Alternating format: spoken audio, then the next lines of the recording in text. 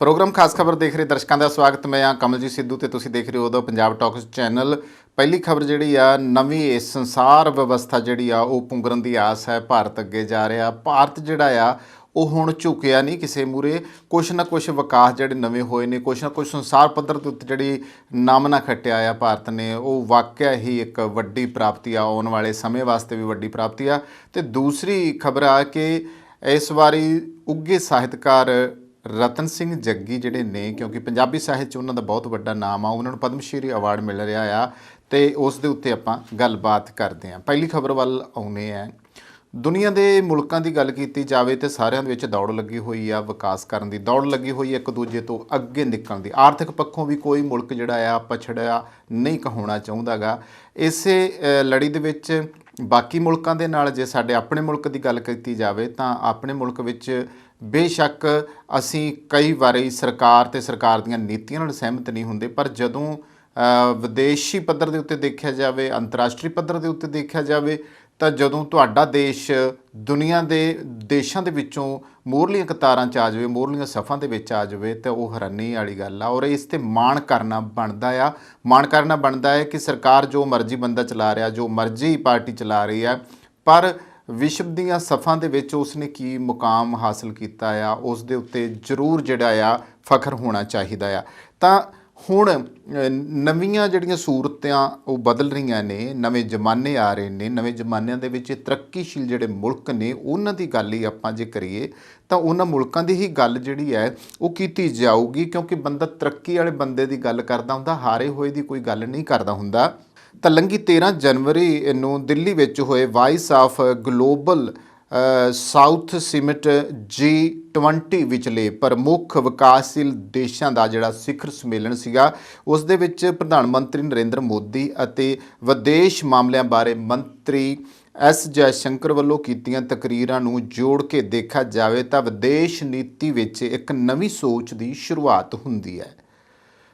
भारत नूं पश्चिम दे हो रहे पतन अते नवे उभर रहे बहुध्रुवीकरण अते बहुधिरीवाद के स्वागत लई अपने आप नूं वधिया तरीके नाल मुड़ स्थापित किया है। क्योंकि जदों विकास की दौड़ में जिवें पहलां जिक्र किया ना कि दौड़ लगी होवे ना, तो जे कोई मुल्क फड़ ही रह जाए, जिवें कि अजकल पाकिस्तान के हालात होए पे आ, आर्थिक मंदहाली इन्नी आ गई है कि ठूठा फड़ के पाकिस्तान नूं मंगना पै रहा है दूजे मुल्कां वन्निओ, जदों कि उत्थों दी नलायक लीडरशिप ने आपदे मुल्क नूं तरक्की ਦੀਆਂ ਸਫਾਂ ਦੇ ਉੱਤੇ ਇਲਜ਼ਾਮ ਦੇ ਬਜਾਏ ਮੰਗਤਾ ਬਣਾ ਕੇ ਖੜਾ ਕਰ ਦਿੱਤਾ ਆ। ਜਿਵੇਂ ਕਿ ਅੱਜ ਦੇ ਪਾਕਿਸਤਾਨ ਦਾ ਆਰਥਿਕ ਮੰਦਹਾਲੀ ਦਾ ਤਾਂ ਸ਼ਿਕਾਰ ਹੈ ਹੀ ਆ, ਲੋਕ ਵੀ ਜਿਹੜੇ ਆ ਉਹ ਗਰੀਬੀ ਤੋਂ ਅੱਕੇ ਪਏ ਆ ਤੇ ਹੁਣ ਬਗਾਵਤੀ ਸੁਰਾਂ ਜਿਹੜੀਆਂ ਨੇ ਉੱਥੇ ਉੱਠਣੀਆਂ ਸ਼ੁਰੂ ਹੋ ਗਈਆਂ ਨੇ। ਤਾਂ ਦੂਸਰੇ ਪਾਸੇ ਭਾਰਤ ਜਿਹੜਾ ਆ ਇਸ ਮਾਮਲੇ ਵਿੱਚ ਅੱਗੇ ਆ ਰਿਹਾ ਆ, ਤਰੱਕੀ ਕਰ ਰਿਹਾ ਆ ਤੇ ਆਲਮੀ ਪ੍ਰਬੰਧ ਵਿੱਚ ਇਤਿਹਾਸਕ ਰਦੋਬਦਲ ਜੋ ਹੋ ਰਹੀ ਹੈ, ਜਿਸ ਦੇ ਮੱਦੇਨਜ਼ਰ ਭਾਰਤ ਜਿਹੜਾ ਹੈ ਗਲੋਬਲ ਸਾਊਥ ਨੂੰ ਆਪਣੇ ਸੁਭਾਵਿਕ ਹਲਕੇ ਦੇ ਰੂਪ ਵਿੱਚ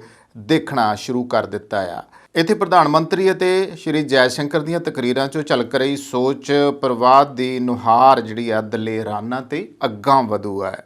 ਸ਼੍ਰੀ ਜੈਸ਼ੰਕਰ ਨੇ ਪੱਛਮ ਦੀ ਲਕੀਰ ਕੱਢਵੀਂ ਮਨੋਦਸ਼ਾ ਤਹਿਤ ਸਮੂਹਕ ਤੌਰ ਤੇ ਆਲਮੀ ਪ੍ਰਬੰਧ ਦੇ ਧਰੁਵੀਕਰਨ ਲਈ ਕੀਤੀਆਂ ਜਾ ਰਹੀਆਂ ਕੋਸ਼ਿਸ਼ਾਂ ਨੂੰ ਰੱਦ ਕਰਦਿਆਂ ਨਿਸ਼ਚੇ ਨਾਲ ਆਖਿਆ ਹੈ ਕਿ ਬਸਤੀਕਰਨ ਤੋਂ ਮੁਕਤੀ ਦੀਆਂ ਲਹਿਰਾਂ ਤੋਂ ਲੈ ਕੇ ਦੁਨੀਆ ਦੇ ਲੱਕ ਬਣ ਕੇ ਕੀਤੇ ਜਾ ਰਹੇ ਧਰੁਵੀਕਰਨ ਦੇ ਮੱਦੇਨਜ਼ਰ ਗਲੋਬਲ ਸਾਊਥ ਨੇ ਹਮੇਸ਼ਾ ਮੱਧ ਮਾਰਗ ਅਪਣਾਉਣ ਦਾ ਸੰਦੇਸ਼ ਦਿੱਤਾ ਹੈ, ਜੋ ਕਿ ਇੱਕ ਅਜਿਹਾ ਮਾਰਗ ਹੈ ਜਿੱਥੇ ਮੁਕਾਬਲੇਬਾਜ਼ੀ, ਟਕਰਾਅ ਅਤੇ ਵੱਡਿਆਂ ਦੀ ਨਿਸਬਤ ਕੂਟਨੀਤੀ ਗੱਲਬਾਤ ਤੇ ਸਹਿਯੋਗ ਨੂੰ ਪਹਿਲ ਦਿੱਤੀ ਜਾਂਦੀ ਹੈ। ਜੈਸ਼ੰਕਰ ਨੇ ਕਿਹਾ ਕਿ ਕੋਵਿਡ ਮਹਾਮਾਰੀ ਹੋਵੇ ਜਾਂ ਜਲਵਾਯੂ ਤਬਦੀਲੀ, ਦਹਿਸ਼ਤਗਰਦੀ, ਚੱਲ ਰਹੇ ਟਕਰਾਅ ਹੋਣ ਜਾਂ ਕਰਜ਼ ਸੰਕਟ ਹੋਵੇ, ਇਨ੍ਹਾਂ ਮਸਲਿਆਂ ਦੇ ਹੱਲਾਂ ਦੀ ਤਲਾਸ਼ ਵੇਲੇ ਗਲੋਬਲ ਸਾਊਥ ਦੀਆਂ ਲੋੜਾਂ ਤੇ ਉਮੰਗਾਂ ਨੂੰ ਬਣਦਾ ਵਜ਼ਨ ਨਹੀਂ ਦਿੱਤਾ ਜਾਂਦਾ।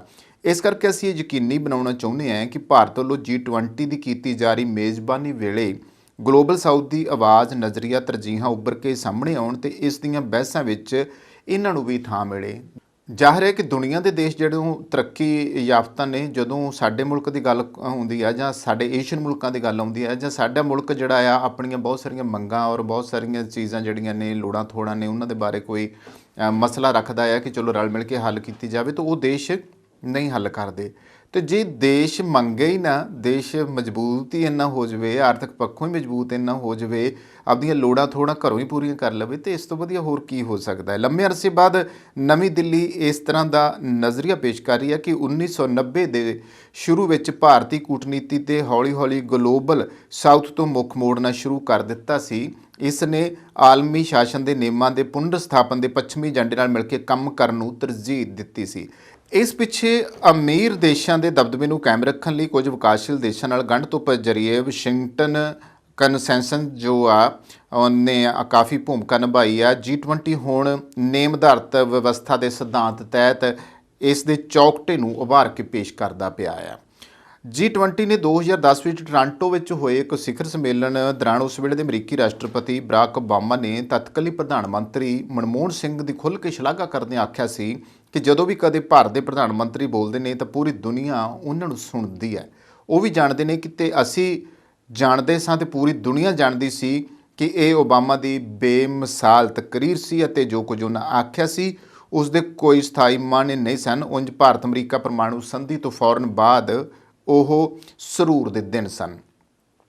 ਹੋਇਆ ਇਹ ਆ ਕਿ ਸਾਡਾ ਜਿਹੜਾ ਇੱਕ ਅਮੀਰ ਵਰਗ ਆ, ਇਹ ਗੱਲ ਜਚਾ ਦਿੱਤੀ ਗਈ ਆ ਉਸ ਨੂੰ ਕਿ ਭਾਰਤ ਦੇ ਹਿੱਤਾਂ ਦੀ ਸਭ ਤੋਂ ਵਧੀਆ ਢੰਗ ਨਾਲ ਪੂਰਤੀ ਤਾਂ ਹੀ ਹੋ ਸਕੂਗੀ ਜੇ ਅਸੀਂ ਪੂਲ ਦਾ ਕੰਮ ਦੇ ਸਕੀਏ। ਉਂਝ ਅਮਰੀਕਾ ਰੂਸ ਦੇ ਨਾਲ ਜਿਹੜਾ ਟਕਰਾਅ ਆ ਚੀਨ ਦਾ, ਇਸ ਵਿਚਾਲੇ ਇੱਕ ਗੱਲ ਜਿਹੜੀ ਆ ਬਿਲਕੁਲ ਸਾਫ਼ ਹੋ ਗਈ ਹੈ ਕਿ ਕਿਸੇ ਤਰ੍ਹਾਂ ਦੇ ਵਡੇਰੇ ਆਧਾਰ ਵਾਲੇ ਸਮਤਾਵਾਦੀ ਆਲਮੀ ਪ੍ਰਬੰਧ ਸਿਰਜਣ ਦੀ ਕੋਈ ਇੱਛਾ ਨਹੀਂ ਹੈ। ਇੱਥੋਂ ਤੱਕ ਕਿ ਆਲਮੀ ਤੇਲ ਮੰਡੀਆਂ ਉੱਤੇ ਵੀ ਜੋ ਆ G7 ਆਪਣੇ ਫਰਮਾਨ ਲਾਗੂ ਕਰਵਾ ਰਿਹਾ। ਇਸ ਦੌਰਾਨ ਯੂਕਰੇਨ ਵਿੱਚ ਚੱਲ ਰਹੇ ਟਕਰਾਅ ਨੇ ਇਹ ਗੱਲ ਬੇਨਕਾਬ ਕਰ ਦਿੱਤੀ ਹੈ ਕਿ ਨੇਮ ਆਧਾਰਿਤ ਵਿਵਸਥਾ ਅਸਲ ਵਿੱਚ ਦੁਨੀਆ ਵਿੱਚ ਪੱਛਮ ਦੇ ਦਬਦਬੇ ਨੂੰ ਬਰਕਰਾਰ ਰੱਖਣ ਦੇ ਉੱਤੇ ਹੀ ਸਿੱਧਤ ਹੈ। ਇਸ ਲਈ ਜਦੋਂ ਸ਼੍ਰੀ ਜੈਸ਼ੰਕਰ ਨੇ ਕੜਵਾੜ ਭਰੇ ਰੌਂ ਦੇ ਵਿੱਚ ਇਹ ਗੱਲ ਆਖੀ ਕਿ ਜਿਹੜੇ ਅੰਤਰ ਸੰਬੰਧਿਤ ਦੁਨੀਆ ਦੀਆਂ ਗੱਲਾਂ ਕਰਦੇ ਨੇ ਉਹ ਦੁਨੀਆ ਅੰਦਰ ਕੰਧਾਂ ਉੱਚੀਆਂ ਕਰਨ ਲੱਗੇ ਨੇ, ਜਾਣੀ ਕਿ ਆਪਦੇ ਬਾਰੇ ਸੋਚਣਾ, ਦੂਜੇ ਬਾਰੇ ਸੋਚਣਾ, ਨਾ ਦੂਜੇ ਨੂੰ ਅੱਖੋਂ ਪਰੋਖੇ ਕਰ ਦੇਣਾ। ਆਸਾਨ ਭਾਸ਼ਾ ਦੇ ਵਿੱਚ ਆਪਾਂ ਜੇ ਗੱਲ ਕਰ ਲਈਏ ਤਾਂ ਉਹਨਾਂ ਦਾ ਇਸ਼ਾਰਾ ਅਮੀਰ ਦੇਸ਼ਾਂ ਵੱਲੋਂ ਪੂਰੇ ਨਾ ਕੀਤੇ ਵਾਅਦਿਆਂ ਵੱਲ ਸੀਗੇ। ਵਾਅਦੇ ਪਤਾ ਕੀ ਆ, ਹੁਣ ਤੁਹਾਨੂੰ ਮੈਂ ਵਾਅਦਿਆਂ ਬਾਰੇ ਥੋੜ੍ਹਾ ਜਿਹਾ ਖੁੱਲ੍ਹ ਕੇ ਦੱਸਦੇ ਹਾਂ ਕਿ ਵਾਅਦੇ ਕੀ ਹੁੰਦੇ ਸੀ। ਜਿਵੇਂ ਹੁਣ ਅਸੀਂ ਪੂਰੇ ਵਿਸ਼ਵ ਦੇ ਵਿੱਚ ਹੁਣ ਜਿਵੇਂ ਕਿ ਗਲੋਬਲ ਵਾਰਮਿੰਗ ਵੱਧ ਰਹੀ ਆ, ਠੀਕ ਆ, ਇਨਵਾਇਰਮੈਂਟ ਨੂੰ ਸੁਧਾਰਨ ਦੀ ਗੱਲ ਆ, ਉਹਦੇ ਉੱਤੇ ਚਾਹੁੰਦੇ ਆ ਕਿ ਸਾਰੇ ਦੇਸ਼ ਜਿਹੜੇ ਆ ਉਹ ਸੁਧਰ ਜਾਣ, ਪਰ ਉੱਥੇ ਜੋ ਕੁਝ ਹੋ ਰਿਹਾ, ਉੱਥੇ ਜਿੰਨਾ ਪ੍ਰਦੂਸ਼ਣ ਫੈਲ ਰਿਹਾ ਹੈਗਾ ਉਹਦੇ ਉੱਤੇ ਤਾਂ ਉਹ ਲਗਾਮ ਪਾ ਹੀ ਨਹੀਂ ਰਹੇ। ਇਸੇ ਤਰੀਕੇ ਨਾਲ ਜਦੋਂ ਕੁਝ ਮੁਲਕ ਸਾਂਝੇ ਰੂਪ ਦੇ ਵਿੱਚ ਇਕੱਠੇ ਹੁੰਦੇ ਆ ਤਾਂ ਉਹਨਾਂ ਮੁਲਕਾਂ ਦਾ ਇੱਕ ਦੂਸਰੇ ਦੇਸ਼ ਨਾਲ ਕੁਝ ਸੰਧੀਆਂ ਹੁੰਦੀਆਂ ਤੇ ਬਹੁਤੇ ਜਿਹੜੇ ਅਮੀਰ ਦੇਸ਼ ਹੈਗੇ ਉਹ ਇਹਨਾਂ ਸੰਧੀਆਂ ਦੇ ਵਿੱਚ ਆ ਜਾਂਦੇ ਆ, ਮੁੜ ਕੇ ਉਹ ਕੰਮ ਕਰਦੇ ਨਹੀਂ, ਸਿਰਫ ਕਾਗਜ਼ਾਂ ਦੇ ਵਿੱਚ ਉਹ ਗੱਲਾਂ ਰਹਿ ਜਾਂਦੀਆਂ। ਇਸ ਮਾਮਲੇ ਨੂੰ ਲੈ ਕੇ ਵੀ ਤਾਂ ਗੱਲ ਕੀਤੀ ਜਾਂਦੀ ਹੈ। ਤਾਂ ਇਸ ਤੋਂ ਇਲਾਵਾ ਜਲਵਾਯੂ ਤਬਦੀਲੀ ਬਰਦਾਸ਼ਤ ਕਰਨ ਦੀ ਸਮਰੱਥਾ ਕਰਨ ਦਾ ਬੋਝ, ਕਾਰਬਨ ਗੈਸਾਂ ਦੀ ਨਿਕਾਸੀ ਕੀਤੇ ਬਿਨਾਂ ਸੰਤਰੀਕਰਨ ਕਰਨਾ ਆਦਿ ਇਸ ਸਮੇਂ ਆਲਮੀ ਸਪਲਾਈ ਚੈਨਾਂ ਵਿੱਚ ਪੈ ਰਹੇ ਜਿਹੜੇ ਵਿਘਨ ਅਤੇ ਬੇਯਕੀਨੀਆਂ ਨਾਲ ਵੀ ਜਿਹੜਾ ਆ ਸਿੱਝਣਾ ਪੈ ਰਿਹਾ ਆ। ਇਹ ਸਥਿਤੀ ਹੋਈ ਆ। ਤਾਂ ਪ੍ਰਧਾਨ ਮੰਤਰੀ ਅਤੇ ਵਿਦੇਸ਼ ਮਾਮਲਿਆਂ ਬਾਰੇ ਮੰਤਰੀ ਦੀਆਂ ਤਕਰੀਰਾਂ ਨੇ ਸੰਕੇਤ ਦਿੱਤਾ ਹੈ ਕਿ ਭਾਰਤ ਇਸ ਸਾਲ ਸਤੰਬਰ ਮਹੀਨੇ ਨਵੀਂ ਦਿੱਲੀ ਵਿੱਚ ਹੋਏ G20 ਸਿਖਰ ਸੰਮੇਲਨ ਨੂੰ ਜਿਸ ਤਰੀਕੇ ਹਾਈਜੈਕ ਕਰਨ ਬਾਬਤ ਪੱਛਮ ਦੀਆਂ ਕੋਸ਼ਿਸ਼ਾਂ ਦਾ ਲਗਾਤਾਰ ਵਿਰੋਧ ਕਰਨ ਲਈ ਪੱਕੇ ਪੈਰੀਂ ਹੋਇਆ ਸੀਗਾ, ਤਾਂ ਬਿਨਾਂ ਸ਼ੱਕ ਦੋਵਾਂ ਵੱਲੋਂ ਉਭਾਰ ਕੇ ਪੇਸ਼ ਕੀਤੇ ਗਏ ਵਿਚਾਰਾਂ ਅਤੇ ਪ੍ਰਸਤਾਵਾਂ ਮੁਤਾਬਕ G20 ਦੇ ਮੈਂਬਰਾਂ ਨੇ ਪੂਰੀ ਗੰਭੀਰਤਾ ਦਿਖਾਈ ਆ। ਦਿਲਚਸਪ ਜੋ ਗੱਲ ਹੈ ਉਹ ਇਹ ਹੈ ਕਿ ਬ੍ਰਾਜ਼ੀਲ ਨੇ ਬ੍ਰਿਕਸ ਵਿੱਚ ਆਪਣੀ ਭਾਈਵਾਲਾਂ ਨੂੰ ਗਰੁੱਪ ਵਿੱਚ ਆਪਣੀ ਪ੍ਰਧਾਨਗੀ 2024 ਤੋਂ ਟਾਲ ਕੇ 2025 ਤੱਕ ਕਰਨ ਲਈ ਆਖ ਦਿੱਤਾ। ਬ੍ਰਾਜ਼ੀਲ ਦੇ ਵਿੱਤ ਮੰਤਰੀ ਫਰਨੈਂਡੋ ਨੇ ਲੰਘੇ ਬੁੱਧਵਾਰ ਦੱਸਿਆ ਕਿ ਅਸੀਂ ਬ੍ਰਿਕਸ ਦੀ ਆਪਣੀ ਪ੍ਰਧਾਨਗੀ ਮੁਲਤਵੀ ਕਰ ਦਿੱਤੀ ਹੈ ਤੇ ਇਸ ਦਾ G20 ਨਾਲ ਟਕਰਾਅ ਨਾ ਹੋਵੇ, ਇਸ ਕਰਕੇ ਹੈ। ਦੂਜੇ ਪਾਸੇ ਗੱਲ ਕੀਤੀ ਜਾਵੇ ਤਾਂ ਅੱਜ ਜਿਹੜੇ ਇਹ ਮੁਲਕ ਨੇ ਵਿਦੇਸ਼ ਨੀਤੀ ਦੀਆਂ ਤਰਜੀਹਾਂ ਵਿੱਚ ਲਾਤੀਨੀ ਅਮਰੀਕਾ ਨੂੰ ਇਕਜੁੱਟ ਕਰਨ ਅਤੇ ਬ੍ਰਿਕਸ ਅਤੇ G20 ਦੀ ਭੂਮਿਕਾ ਨੂੰ ਉਭਾਰਨ ਦੀਆਂ ਜਿਹੜੀਆਂ ਯੋਜਨਾਵਾਂ ਆ ਉਹ ਸ਼ਾਮਲ ਹੋਣਗੀਆਂ। ਅਤੇ ਬੁਨਿਆਦੀ ਗੱਲ ਇਹ ਹੈ ਕਿ ਗਲੋਬਲ ਸਾਊਥ ਦੀ ਜਿਹੜੀ ਆਵਾਜ਼ ਹੈ। ਸਿਖਰ ਸੰਮੇਲਨ ਵਿੱਚ ਜਿਹੜੇ ਜ਼ਿਆਦਾਤਰ ਮੁੱਦੇ ਉਭਾਰੇ ਗਏ ਨੇ ਉਹਨਾਂ ਦੀਆਂ ਜੜ੍ਹਾਂ ਬ੍ਰਿਕਸ ਵਿਚਾਰ ਚਰਚਾਵਾਂ ਨਾਲ ਮਿਲਦੀਆਂ ਹਨ ਤੇ ਭਾਰਤ ਬਾਲੀ ਇੰਡੋਨੇਸ਼ੀਆ ਵਿਖੇ ਹੋਏ G20 ਸਿਖਰ ਸੰਮੇਲਨ ਦੇ ਦੁਹਰਾਓ ਤੋਂ ਬਚਣ ਲਈ ਇਹ ਕਵਾਇਦ ਕਰ ਰਿਹਾ ਕਿ ਜਿੱਥੇ ਪੱਛਮ ਦੇ ਦੇਸ਼ਾਂ ਨੇ ਇਸ ਗੱਲ ਦੇ ਉੱਤੇ ਜ਼ੋਰ ਦਿੱਤਾ ਸੀ ਕਿ ਨੇਮ ਆਧਾਰਿਤ ਵਿਵਸਥਾ ਨੂੰ ਗੱਲਬਾਤ ਦਾ ਜਿਹੜਾ ਆ ਮੋਹਰੀ ਨੁਕਤਾ ਬਣਾਇਆ ਜਾਵੇ, ਉੱਥੇ ਹੀ ਮੋਦੀ ਸਰਕਾਰ ਦੀ ਇਸ ਕਵਾਇਦ ਨਾਲ ਯਕੀਨਨ ਪੱਛਮੀ ਸਮੂਹ ਖਫਾ ਹੋਊਗਾ। ਇਸ ਲਈ ਸਤੰਬਰ ਵਿੱਚ ਹੋਣ ਵਾਲੇ ਸਮਾਗਮ ਨੂੰ ਵੱਖਰੇ ਤਰਜ਼ ਤੇ ਪਾਉਣ ਲਈ ਪੱਛਮ ਦੇ ਤਹਿਖਾਨੇ 'ਚੋਂ ਕੋਈ ਨਵੀਂ ਭਾਂਤ ਦੀ ਆਵਾਜ਼ ਸੁਣਾਈ ਦੇਵੇਗੀ, ਜਿਸ ਵਾਸਤੇ ਤਿਆਰ ਰਹਿਣਾ ਚਾਹੀਦਾ ਹੈ।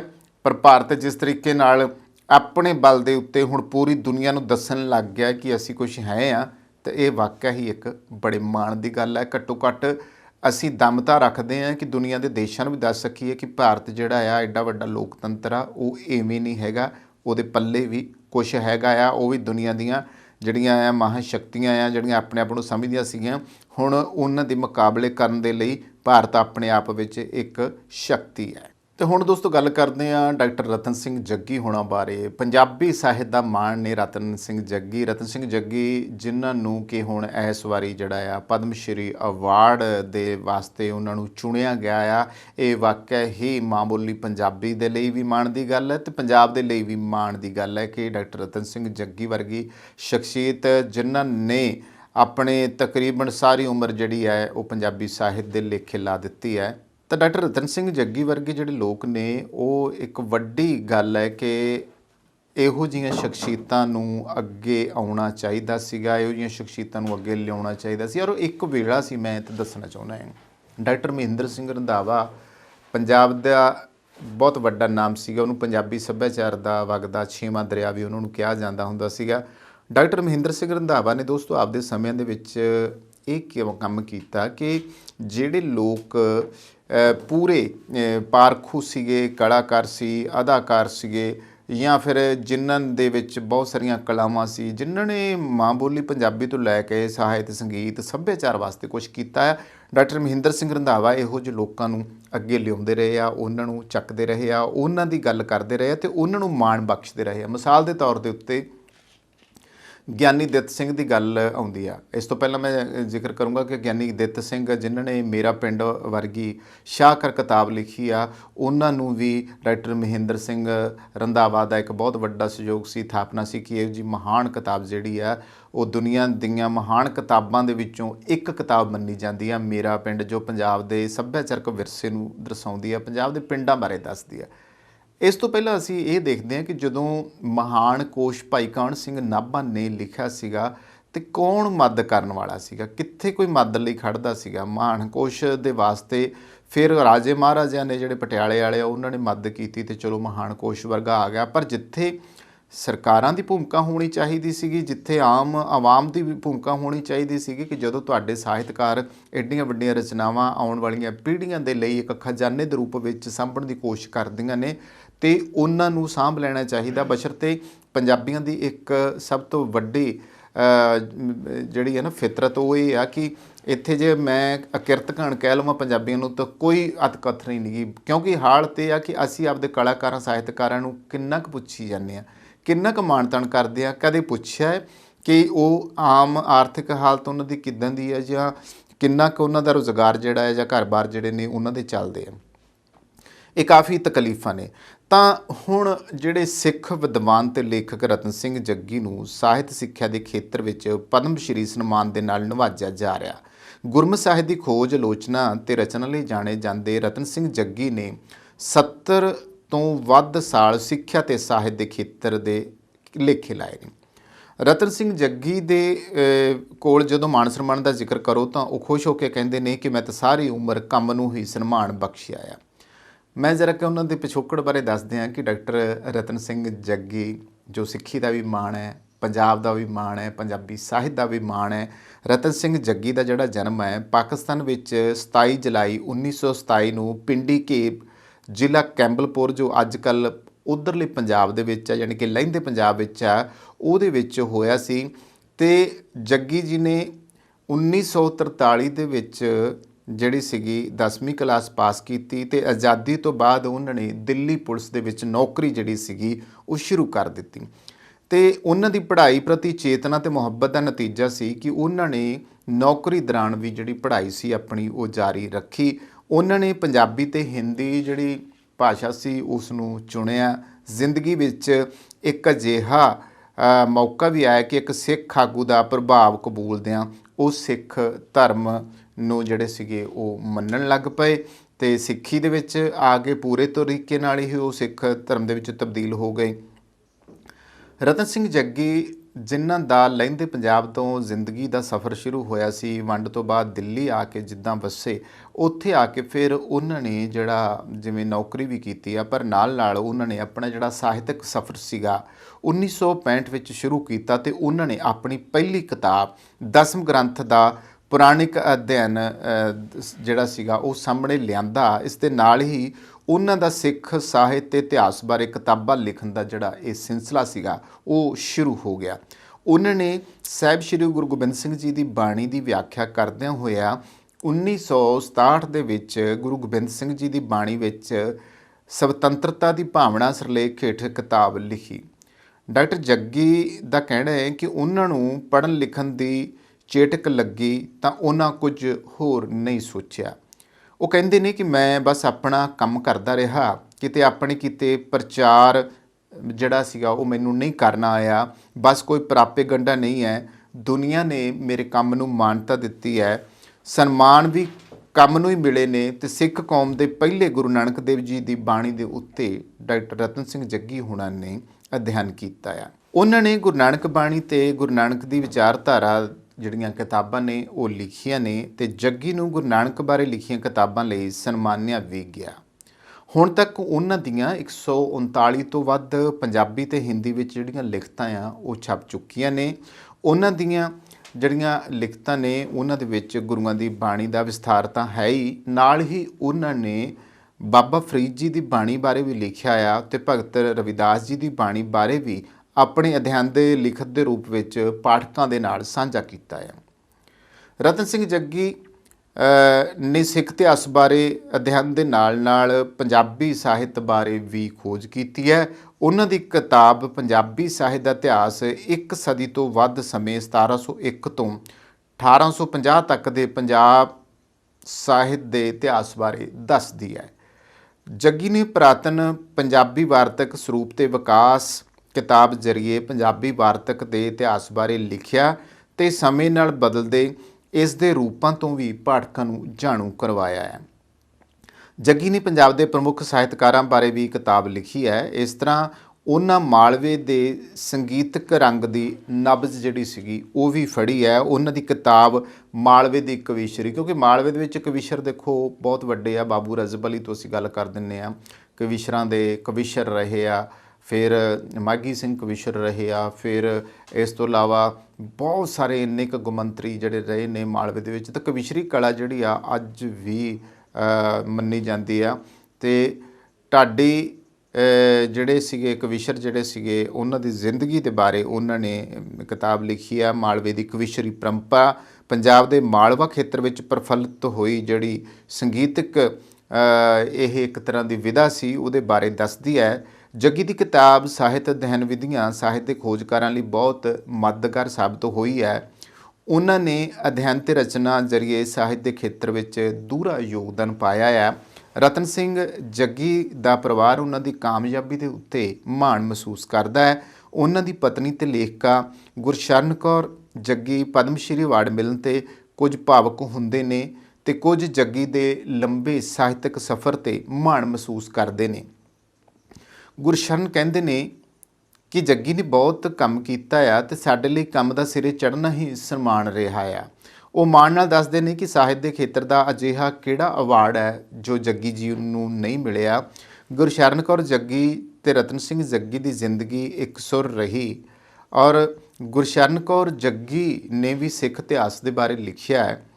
ਉਹ ਜੱਗੀ ਦੀਆਂ ਕਿਤਾਬਾਂ ਦੀ ਸੰਪਾਦਨਾ ਵੀ ਕੀਤੀ ਹੈ। ਰਤਨ ਸਿੰਘ ਜੱਗੀ ਦੇ ਬੇਟੇ ਮਲਵਿੰਦਰ ਸਿੰਘ ਜੱਗੀ IAS ਅਫਸਰ ਨੇ ਤੇ 1999 ਵਿੱਚ ਖਾਲਸਾ ਸਾਜਨਾ ਦੀ ਤੀਜੀ ਸ਼ਤਾਬਦੀ ਮੌਕੇ ਰਤਨ ਸਿੰਘ ਨੇ ਦਸਮ ਗ੍ਰੰਥ ਦੀ ਸੰਪਾਦਨਾ ਤੇ ਵਿਆਖਿਆ ਨੂੰ 5 ਜਿਲਦਾਂ ਦੇ ਵਿੱਚ ਛਾਪਿਆ। ਇਹ ਸਭ ਵਿੱਚ ਗੁਰਸ਼ਰਨ ਉਹਨਾਂ ਦੇ ਨਾਲ ਰਹੇ ਦੋਵਾਂ ਦੀ ਜਿਹੜੀ ਜ਼ਿੰਦਗੀ ਆ ਉਹ ਕਾफ़ी ਖੁਸ਼ਗਵਾਰ ਗੁਜ਼ਰੀ ਤੇ ਕਿਤਾਬਾਂ ਜਿਹੜੀਆਂ ਨੇ ਹਮੇਸ਼ਾ ਉਹਨਾਂ ਦੇ ਅੰਗ ਸੰਗ ਰਹੀਆਂ। ਗੁਰੂ ਗ੍ਰੰਥ ਵਿਸ਼ਵਕੋਸ਼ ਸਾਹਿਤ ਬਾਰੇ ਅਧਿਐਨ ਕਰਦਿਆਂ ਰਤਨ ਸਿੰਘ ਜੱਗੀ ਨੂੰ ਗੁਰੂ ਗ੍ਰੰਥ ਸਾਹਿਬ ਲਈ ਵਿਸ਼ਵਕੋਸ਼ ਦੀ ਜਿਹੜੀ ਆ ਲੋੜ ਮਹਿਸੂਸ ਹੋਈ। ਵਿਸ਼ਵਕੋਸ਼ ਉਹਨਾਂ ਦੀ ਜਿਹੜੀ ਆ ਦੋਸਤੋ ਇੰਨੀਆਂ ਕਿਤਾਬਾਂ ਦੇ ਨਾਲ ਵਿਸ਼ਵਕੋਸ਼ ਉਹਨਾਂ ਦੀ ਇੱਕ ਵੱਡੀ ਜਿਹੜੀ ਕੀਮਤੀ ਖੋਜ ਹੈ, ਕੰਮ ਹੈ ਜਿਹੜਾ ਉਹਨਾਂ ਨੇ ਕੀਤਾ ਆ। ਜਿਸ ਵਕਤ ਉਹ ਸ਼੍ਰੀ ਗੁਰੂ ਗ੍ਰੰਥ ਸਾਹਿਬ ਦਾ ਅਧਿਐਨ ਕਰ ਰਹੇ ਸਨ ਤਾਂ ਉਸ ਸਮੇਂ ਅਜਿਹਾ ਕੋਈ ਵੀ ਸਰੋਤ ਕਹਿੰਦੇ ਆ ਉਪਲਬਧ ਨਹੀਂ ਸੀ ਤੇ ਕਾਰਨ ਇਹ ਸੀ ਕਿ ਉਹਨਾਂ ਗੁਰੂ ਗ੍ਰੰਥ ਵਿਸ਼ਵਕੋਸ਼ ਲਿਖਿਆ, ਜਿਸ ਨੂੰ ਪੰਜਾਬੀ ਯੂਨੀਵਰਸਿਟੀ ਪਟਿਆਲਾ ਵੱਲੋਂ ਸਾਲ 2002 ਦੇ ਵਿੱਚ ਪ੍ਰਕਾਸ਼ਿਤ ਕੀਤਾ ਗਿਆ। ਉਹਨਾਂ ਦੇ ਕੰਮ ਦੇ ਸਨਮਾਨ ਵਿੱਚ ਜੱਗੀ ਨੂੰ ਪੰਜਾਬੀ ਯੂਨੀਵਰਸਿਟੀ ਪਟਿਆਲਾ ਵੱਲੋਂ 2014 ਦੇ ਵਿੱਚ ਆਨਰੇਰੀ ਡੀ.ਲਿਟ ਦੀ ਡਿਗਰੀ ਦਿੱਤੀ ਗਈ। ਇਸ ਤਰ੍ਹਾਂ ਗੁਰੂ ਨਾਨਕ ਦੇਵ ਯੂਨੀਵਰਸਿਟੀ ਵੱਲੋਂ ਵੀ 2015 ਵਿੱਚ ਡੀ.ਲਿਟ ਡਿਗਰੀ ਨਾਲ ਨਵਾਜਿਆ ਗਿਆ। ਵਿਸ਼ਵਕੋਸ਼ ਛਪਾਉਣ ਵੇਲੇ ਉਹਨਾਂ ਕੋਲੇ ਲੋੜੀਂਦੇ ਪੈਸੇ ਨਹੀਂ ਸਨ। ਆਪਣੇ ਬੱਚਿਆਂ ਤੋਂ ਝਿਜਕਦਿਆਂ ਉਹਨਾਂ 2 ਲੱਖ ਕਰਜ਼ਾ ਲੈਣ ਨੂੰ ਤਰਜੀਹ ਦਿੱਤੀ ਤੇ ਉਸ ਸਮੇਂ ਪ੍ਰਕਾਸ਼ਕਾਂ ਦਾ ਮੰਨਣਾ ਸੀ ਕਿ ਪੰਜਾਬੀ ਦੀਆਂ ਕਿਤਾਬਾਂ ਵਿਕਦੀਆਂ ਨਹੀਂ, ਪਰ ਇਹ ਸ਼ਬਦਕੋਸ਼ ਬਹੁਤ ਵਿਕਿਆ ਤੇ ਅੱਜ ਵੀ ਪਾਠਕ ਜਿਹੜੇ ਨੇ ਇਸ ਨੂੰ ਪਸੰਦ ਕਰਦੇ ਨੇ, ਜੋ ਰਤਨ ਸਿੰਘ ਜੱਗੀ ਹੋਰਾਂ ਦਾ ਇੱਕ ਬਹੁਤ ਵੱਡੀ ਘਾਲਣਾ ਆ ਜਿਹੜੀ ਪੰਜਾਬੀ ਉਹਨਾਂ ਦੀ ਇਹ ਦੇਣ ਜਿਹੜੀ ਆ ਕਦੇ ਵੀ ਨਹੀਂ ਦੇ ਸਕਦੇ। ਤਾਂ ਪਦਮ ਸ਼੍ਰੀ ਅਵਾਰਡ ਮਿਲਣ ਤੋਂ ਪਹਿਲਾਂ ਵੀ ਰਤਨ ਸਿੰਘ ਜੱਗੀ ਨੂੰ ਸਾਹਿਤ ਦੇ ਖੇਤਰ ਵਿੱਚ ਕਈ ਇਨਾਮ ਜਿਹੜੇ ਆ ਮਿਲ ਚੁੱਕੇ ਆ। ਸਾਹਿਤ ਅਕਾਦਮੀ ਨਵੀਂ ਦਿੱਲੀ ਵੱਲੋਂ ਅਨੁਵਾਦ ਲਈ ਉਹਨਾਂ ਨੂੰ ਸਨਮਾਨਿਤ ਕੀਤਾ ਗਿਆ ਤੇ ਪੰਜਾਬ ਵਿੱਚ ਸਾਹਿਤ ਰਤਨ ਦਿੱਤਾ ਗਿਆ। ਹੁਣ ਉਹਨਾਂ ਨੂੰ ਪਦਮ ਸ਼੍ਰੀ ਅਵਾਰਡ ਨਾਲ ਸਨਮਾਨਿਆ ਜਾ ਰਿਹਾ ਤੇ ਉਹਨਾਂ ਦੀ ਜ਼ਿੰਦਗੀ ਕਿਤਾਬਾਂ ਦੇ ਆਲੇ ਦੁਆਲੇ ਬੀਤੀ ਹੈ ਤੇ ਲਿਖਤਾਂ ਪ੍ਰਵਾਨਿਤ ਹੁੰਦੀਆਂ ਗਈਆਂ ਤੇ ਉਹਨਾਂ ਦੇ ਪਾਠਕਾਂ ਤੇ ਸਨਮਾਨਾਂ ਦੀ ਗਿਣਤੀ ਜਿਹੜੀ ਸੀ ਉਹ ਲਗਾਤਾਰ ਵੱਧਦੀ ਗਈ ਹੈ। ਸੋ ਅਸੀਂ ਰਤਨ ਸਿੰਘ ਜੱਗੀ ਹੋਣਾ ਨੂੰ ਇਸ ਦੇ ਲਈ ਵਧਾਈ ਦਿੰਦੇ ਹਾਂ, ਮੁਬਾਰਕ ਦਿੰਦੇ ਹਾਂ ਆਪਣੇ ਚੈਨਲ ਵੱਲੋਂ ਵੀ ਕਿ ਇੱਕ ਵੱਡੀ ਪ੍ਰਾਪਤੀ ਜਿਹੜੀ ਆ ਉਹਨਾਂ ਦੀ ਜੋ ਜ਼ਿੰਦਗੀ ਦੇ ਵਿੱਚ ਇਹ ਮਿਲਣ ਜਾ ਰਹੀ ਹੈ। ਇਹਨੂੰ ਕਿਹਾ ਜਾ ਸਕਦਾ ਹੈ ਕਿ ਇਹ ਬਹੁਤ ਚਿਰ ਪਹਿਲਾਂ ਮਿਲ ਜਾਣਾ ਚਾਹੀਦਾ ਸੀ, ਕਿਉਂਕਿ ਜਿਸ ਹਸਤੀ ਨੇ ਪੰਜਾਬੀ ਇਤਿਹਾਸ ਬਾਰੇ, ਪੰਜਾਬੀ ਸਿੱਖ ਸਮਾਜ ਬਾਰੇ, ਗੁਰਬਾਣੀ ਬਾਰੇ, ਪੰਜਾਬੀ ਮਾਂ ਬੋਲੀ ਬਾਰੇ ਇੰਨਾ ਕੰਮ ਕੀਤਾ ਹੋਵੇ, ਉਹਨਾਂ ਨੂੰ ਇਸ ਤਰੀਕੇ ਦੇ ਨਾਲ ਮਾਣ ਮਿਲਣਾ ਵਾਕਿਆ ਹੀ ਵੱਡੇ ਮਾਣ ਤੇ ਸਨਮਾਨ ਦੀ ਗੱਲ ਹੈ। ਸੋ ਦੋਸਤੋ, ਕਿੱਦਾਂ ਲੱਗਦੇ ਨੇ ਸਾਡੇ ਪ੍ਰੋਗਰਾਮ, ਇਸ ਬਾਰੇ ਜ਼ਰੂਰ ਦੱਸਿਆ ਕਰੋ। ਇੱਥੇ ਹੀ ਕਰਦੇ ਹਾਂ ਸਮਾਪਤ। ਧੰਨਵਾਦ। ਤੁਹਾਡੀਆਂ ਗੱਡੀਆਂ ਲਈ ਕਿਸੇ ਵੀ ਤਰ੍ਹਾਂ ਦੀ ਮੁਰੰਮਤ ਜਾਂ 4 ਵੀਲਰ ਹੈਲਪਲਾਈਨ ਜੇਕਰ ਤੁਸੀਂ ਭਾਲ ਰਹੇ ਹੋ ਤਾਂ ਸੰਪਰਕ ਕਰੋ ਤੁਹਾਡੇ ਆਪਣੇ ਸ਼ਹਿਰ ਵਿਨੀਪੈਗ 'ਚ ਟਾਊਨ ਆਟੋ ਬਾਡੀ ਵਿਖੇ। ਸਤਿ ਸ੍ਰੀ ਅਕਾਲ ਜੀ, ਮੇਰਾ ਨਾਮ ਹੈਗਾ Shamsher Singh, town Auto body ਤੋਂ। ਰੱਬ ਨਾ ਕਰੇ ਤੁਹਾਡੀ ਗੱਡੀ ਨੂੰ ਕੁਝ ਹੋ ਜਾਂਦਾ ਵਾ ਤੇ ਤੁਸੀਂ ਸਿੱਧਾ ਟਾਊਨ ਆਟੋ ਬਾਡੀ ਤੇ ਆਓ। ਅਸੀਂ ਇੱਥੇ ਇਹ ਸਾਡੀ ਜਿਹੜੀ ਸ਼ਾਪ ਹੈਗੀ ਡਾਇਰੈਕਟ ਰਿਪੇਅਰ ਸ਼ਾਪ ਹੈਗੀ ਆ। ਅਸੀਂ ਆਪਣੇ ਆਪ ਹੀ ਐਮਪੀਏ ਨੂੰ ਕਾਲ ਕਰਕੇ ਤੁਹਾਡੀ ਗੱਡੀ ਦਾ ਕਲੇਮ ਖੋਲ੍ਹ ਦਿੰਦੇ ਹਾਂ ਤੇ ਤੁਹਾਡੀ ਗੱਡੀ ਦਾ ਐਸਟੀਮੇਟ ਬਣਾ ਕੇ ਐਮਪੀਏ ਨੂੰ ਭੇਜ ਦਿੰਦੇ ਹਾਂ। ਕੋਈ ਵੀ ਤੁਹਾਡੀ ਗੱਡੀ ਤੇ ਸਕ੍ਰੈਚ, ਡੈਂਟ ਜਾਂ ਕੋਈ ਤੁਹਾਡੀ ਗੱਡੀ ਦੇ ਕੋਈ ਸ਼ੀਸ਼ੇ ਤੋੜ ਗਿਆ ਵਾ, ਤੁਸੀਂ ਸਾਨੂੰ ਕਾਲ ਕਰੋ, ਅਸੀਂ ਆਪਣੇ ਆਪ ਹੀ ਗਲਾਸ ਕਲੇਮ ਖੋਲ੍ਹ ਲੈਂਦੇ। ਇਹ ਸ਼ਾਪ ਜਿਹੜੀ ਆ ਇਹ ਐਮਪੀਏ ਦੀ ਕ੍ਰੈਡਿਟ ਸ਼ਾਪ ਹੈਗੀ ਆ ਵਾ। ਅਸੀਂ ਸਿੱਧੀ ਡਾਇਰੈਕਟ ਬਿਲਿੰਗ ਕਰਦੇ ਹਾਂ ਐਮਪੀਏ ਨੂੰ। ਇੱਥੇ ਅਸੀਂ ਆਪ ਹੀ ਗਲਾਸ ਕਲੇਮ ਵੀ ਖੋਲ੍ਹਦੇ ਹਾਂ। ਤੁਹਾਨੂੰ ਗਲਾਸ ਕਲੇਮ ਖੋਲ੍ਹਣ ਦੀ ਫੋਨ ਦੀ ਲੋੜ ਨਹੀਂ ਹੈਗੀ, ਅਸੀਂ ਆਪਣੇ ਆਪ ਇੱਥੇ ਗਲਾਸ ਕਲੇਮ ਖੋਲ੍ਹਦੇ। ਜਦੋਂ ਤੱਕ ਤੁਹਾਡੀ ਗੱਡੀ ਇੱਥੇ ਸ਼ਾਪ 'ਤੇ ਰਹੂਗੀ ਉਦੋਂ ਤੱਕ ਅਸੀਂ ਕਾਰ ਰੈਂਟਲ ਵੀ ਦੇਵਾਂਗੇ। ਵੈਨਾਂ, ਟਰੱਕ, SUV ਕੋਈ ਵੀ ਤੁਹਾਨੂੰ ਕਾਰ ਰੈਂਟਲ ਵੀ ਚਾਹੀਦੀ ਹੋਈ ਅਸੀਂ ਕਾਰ ਰੈਂਟਲ ਵੀ ਤੁਹਾਨੂੰ ਦੇਵਾਂਗੇ। ਆਪਣੀ ਸ਼ਾਪ ਲੋਕੇਸ਼ਨ ਹੈਗੀ ਆ 64 ਸਾਲਟਰ ਸਟਰੀਟ ਵਿਨੀਪੈਗ ਦੇ ਵਿੱਚ। ਜਿਵੇਂ ਤੁਹਾਨੂੰ ਪਤਾ ਹੀ ਹੈ ਸਨੋ ਆ ਰਹੀ ਹੈ ਵਿਨੀਪੈਗ ਦੇ ਵਿੱਚ, ਉਵੇਂ ਤੁਹਾਡੇ ਲਈ ਅਸੀਂ ਵਿੰਟਰ ਟਾਇਰ ਪ੍ਰੋਗਰਾਮ ਲੈ ਕੇ ਆਏ। ਐਮਪੀਏ ਦਾ ਵਿੰਟਰ ਟਾਇਰ ਪ੍ਰੋਗਰਾਮ ਆ, ਉਹਦੇ ਵਿੱਚ $2000 ਤੱਕ ਤੁਹਾਨੂੰ ਐਮਪੀ ਹੀ ਲੋਨ ਦਿੰਦੀ ਆ। ਵਿੰਟਰ ਟਾਇਰ ਪ੍ਰੋਗਰਾਮ ਵਿੱਚ ਅਲੋਏ ਵੀਲਸ, ਟਾਇਰ ਅਲਾਈਨਮੈਂਟ ਤੁਸੀਂ ਕਰਵਾ ਸਕਦੇ ਹੋ। ਕੋਈ ਵੀ ਤੁਹਾਨੂੰ ਜਾਣਕਾਰੀ ਦੀ ਲੋੜ ਆ ਤੁਸੀਂ ਸਾਨੂੰ ਜਦੋਂ ਮਰਜ਼ੀ ਫੋਨ ਕਰ ਲਓ 2044211300 ਤੇ, ਜਾਂ ਤੁਸੀਂ ਸਾਡੀ ਵੈਬਸਾਈਟ ਤੇ ਜਾ ਲਓ www.townautobody.ca। ਉਹਦੇ ਵਿੱਚ ਤੁਸੀਂ 24/7 ਲਾਈਵ ਚੈਟ ਤੁਸੀਂ ਏਜੰਟ ਦੇ ਨਾਲ ਕਰ ਸਕਦੇ ਹੋ। Thank you. ਹਾਂਜੀ, ਸਤਿ ਸ੍ਰੀ ਅਕਾਲ ਜੀ। ਮੇਰੀ ਗੱਡੀ ਦਾ ਇੱਥੇ ਇੱਕ ਡੈਂਟ ਜਿਹਾ ਪੈ ਗਿਆ ਸੀਗਾ। ਉਸ ਤੋਂ ਬਾਅਦ ਮੈਂ ਇਹਨਾਂ ਕੋਲ ਟਾਊਨ ਆਟੋ ਬਾਡੀ ਵਾਲਿਆਂ ਕੋਲ ਆਇਆ ਤੇ MPI ਤੋਂ ਕਲੇਮ ਲੈਣ ਤੋਂ ਬਾਅਦ ਇਹਨਾਂ ਕੋਲ ਗੱਡੀ ਆਪਾਂ ਨੇ ਰੱਖ ਦਿੱਤੀ ਤੇ ਥੋੜੀ ਦਿਨਾਂ ਦੇ ਵਿੱਚ ਇਹਨਾਂ ਨੇ ਗੱਡੀ ਮੇਰੀ ਪੂਰੀ ਚੰਗੀ ਤਰ੍ਹਾਂ ਮੁਕੰਮਲ ਕਰਕੇ ਸਹੀ ਕਰਕੇ ਦੇ ਦਿੱਤੀ ਹੈ ਤੇ ਨਾਲ ਦੀ ਨਾਲ ਇਹਨਾਂ ਨੇ ਗੱਡੀ ਦੀ ਮੇਰੀ ਦੀ ਡਿਟੇਲਿੰਗ ਵੀ ਕਰਤੀ, ਧੋਤੀ ਤੇ ਗੱਡੀ ਪੂਰੀ ਲਿਸ਼ਕਾਤੀ ਤੇ ਬਹੁਤ ਵਧੀਆ ਜਿਹੜੀ ਆ ਕਸਟਮਰ ਸਰਵਿਸ ਵੀ ਦਿੰਦੇ ਨੇ। ਤੇ ਜੇਕਰ ਤੁਹਾਨੂੰ ਉਸ ਟਾਈਮ ਤੇ ਜੇਕਰ ਤੁਹਾਡੀ ਗੱਡੀ ਖਰਾਬ ਹੋਈ ਹੈ ਤੇ ਕੋਈ ਰੈਂਟਲ ਗੱਡੀ ਤੁਸੀਂ ਚਲਾਉਣ ਨੂੰ ਲੈਣੀ ਹੈ ਤੇ ਉਹ ਵੀ ਜਿਹੜੀ ਹੈ ਤੁਹਾਨੂੰ ਪ੍ਰੋਵਾਈਡ ਕਰ ਦਿੰਦੇ ਨੇ। ਮੈਂ ਤੁਹਾਨੂੰ ਹਾਈਲੀ ਰਿਕਮੈਂਡ ਕਰਾਂਗਾ ਵਿਨੀਪੈਗ ਏਰੀਆ ਦੇ ਵਿੱਚ ਜਾਂ ਤੁਸੀਂ ਕਿਸੇ ਹੋਰ ਲਾਗ ਪਾਸ ਦੇ ਏਰੀਆ ਦੇ ਵਿੱਚ ਤੁਹਾਡੀ ਗੱਡੀ ਆ ਖਰਾਬ ਹੁੰਦੀ ਹੈ ਤੁਸੀਂ ਇਹਨਾਂ ਕੋਲ ਪਹੁੰਚੋ ਤੇ ਬਹੁਤ ਹੀ ਵਧੀਆ ਸਰਵਿਸ ਤੇ ਜਲਦੀ ਜਿਹੜੀ ਤੁਹਾਨੂੰ ਆ ਤੁਹਾਡੀ ਗੱਡੀ ਚੱਲਦੀ ਕਰਕੇ ਦੇ ਦਿੰਦੇ ਨੇ। Thank you ji. ਸਰਵਿਸ ਦਾ ਲਾਭ ਉਠਾਉਣ ਲਈ ਹੁਣੇ ਕੰਟੈਕਟ ਕਰੋ Town Auto Body 64 Salter Street Winnipeg MB Canada Manitoba. ਸਾਡਾ ਕੰਟੈਕਟ ਨੰਬਰ ਹੈ +1204 421 1300।